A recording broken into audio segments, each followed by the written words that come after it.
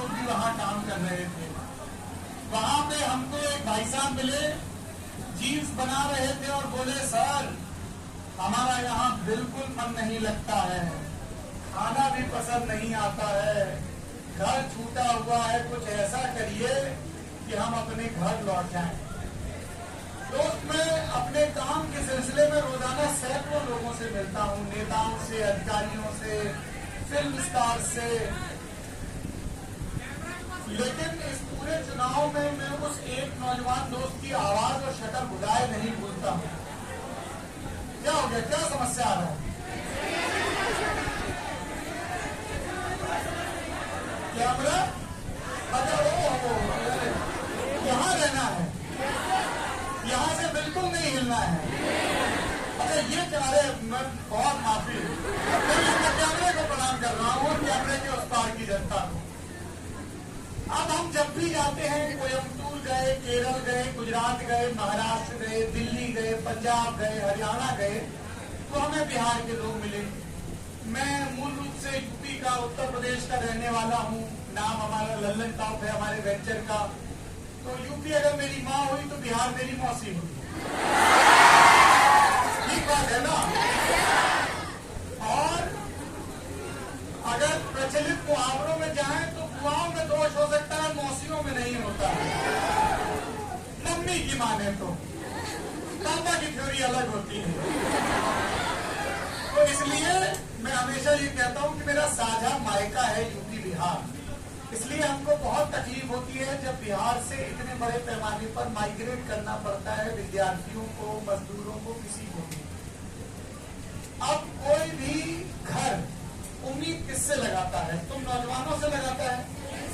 तुम्हारे अम्मा जी, बाबू जी सब यही उम्मीद लगाए होंगे ना कि वहां पे जाके रोशन सर के यहाँ जीएस पढ़ रहा है, सब दरोगा भर्ती निकला है, सिपाही भर्ती सब निकालेगा, फिर गांधी मैदान में दौड़ लगाएगा और फिर फाइनल सेलेक्ट होगा, बढ़िया ट्रेनिंग भर्ती पाएगा।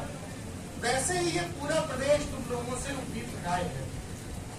उम्मीद का एक सिरा ये है कि बहुत सारे लोग आर्थिक रूप से कमजोर पृष्ठभूमि से आते हैं या स्कूल में, कॉलेज में उनको स्किल नहीं सिखाई गई, इसलिए उनको लगता है कि इस गड्ढे से निकलने का, इस पिछड़ेपन से निकलने का इकलौता जरिया है एक अदद सरकारी नौकरी।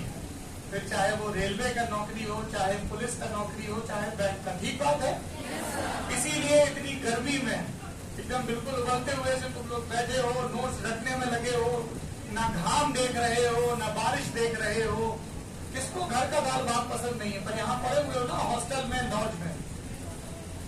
उसी तरह से आपको ये चिंता भी करनी है कि आपका प्रदेश जो पिछले हालत में पड़ा हुआ है वो कैसे आगे बढ़े। और उसके लिए सबसे जरूरी चीज है चुनाव। लोकसभा चुनाव है, हम अलग अलग राज्यों में राजनीतिक तापमान मापने के लिए जा रहे हैं। जब हम बिहार आए तो हमने सबसे पहले पटना विमेंस कॉलेज की, आपके जैसी नौजवान प्रतिभाशाली लड़कियों से बात की।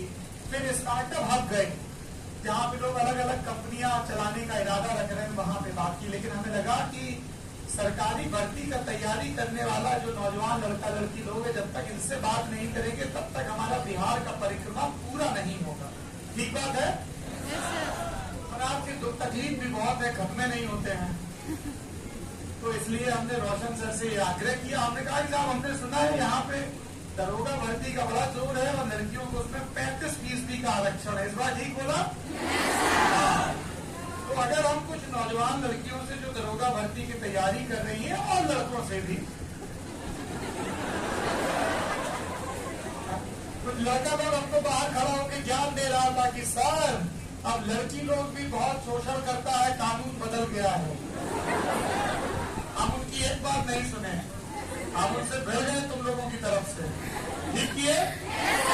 हाँ, देखो ऐसा है मेरे नौजवान दोस्तों, तुम पुरुष हो, मैं भी पुरुष हूँ।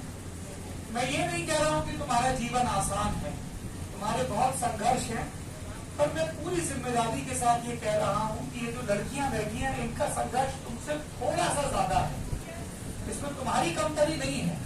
इन्हें बहुत लड़ाई लड़नी पड़ती है अपने मन का कोर्स पढ़ने के लिए, मन का सब्जेक्ट पढ़ने के लिए।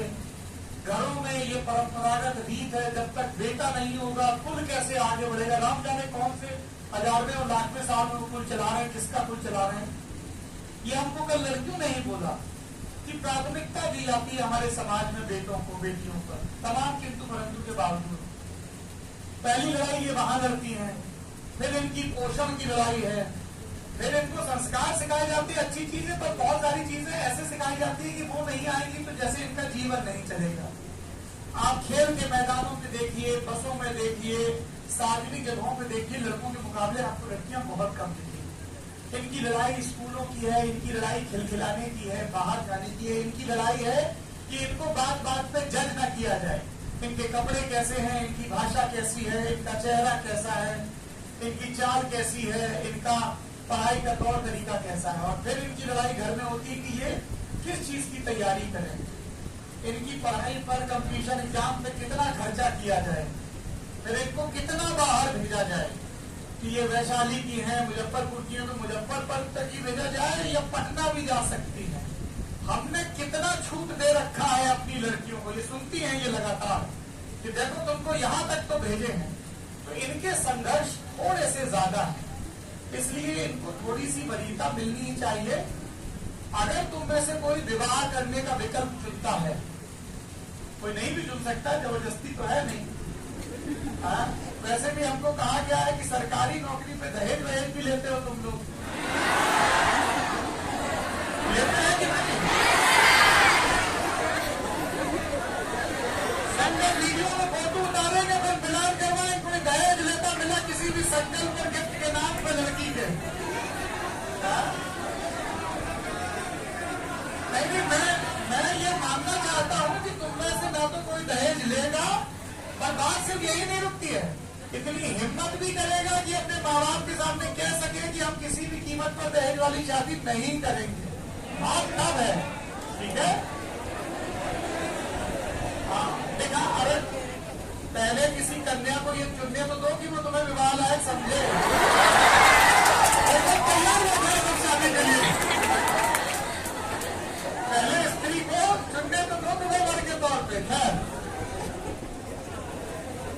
तो आर्थिक असमानताएं हैं, जेंडर की, भाषा की असमानताएं हैं। जब आप लोग बाहर जाते हैं बिहार से, कितना लोग मजाक उड़ाते हैं, अरे ऐसे बोलते हो, जबकि बिल्कुल शर्म करने की चीज नहीं है।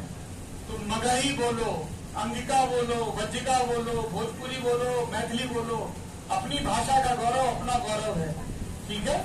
दुनिया जहाँ की माँ आप देखते हो, आपकी अपनी माँ आपसे प्यार करती है ना, आपकी भाषा, आपकी बोली आपकी माँ है, आप उसको कभी नहीं छोड़ते हो। कभी इस बात की शर्त मत करना कि तुम बिहारी हो, कभी इस बात की शर्त मत करना कि तुम भोजपुरी, मैथिली, अंगिका, वज्जिका बोलते हो, ठीक है? ये तुम्हारी भाषा है। लेकिन इस गर्व करने के क्रम में अगर तुम हिंदी बोलना, मानकीकृत हिंदी बोलना या दुरुस्त ढंग से अंग्रेजी बोलना नहीं सीख रहे हो तो वो भी गलत है, ठीक है? Never celebrate your ignorance. कोई चीज नहीं आती तो इस चीज पर गर्व करने की जरूरत नहीं है, मेहनत करनी है। और यूपी बिहार के लोग मेहनत में तो पीछे रहते नहीं है, ठीक है? ये तो आधा मेहनत सब सुंदर दिखने में, रीलें देखने में खर्च कर देते हैं।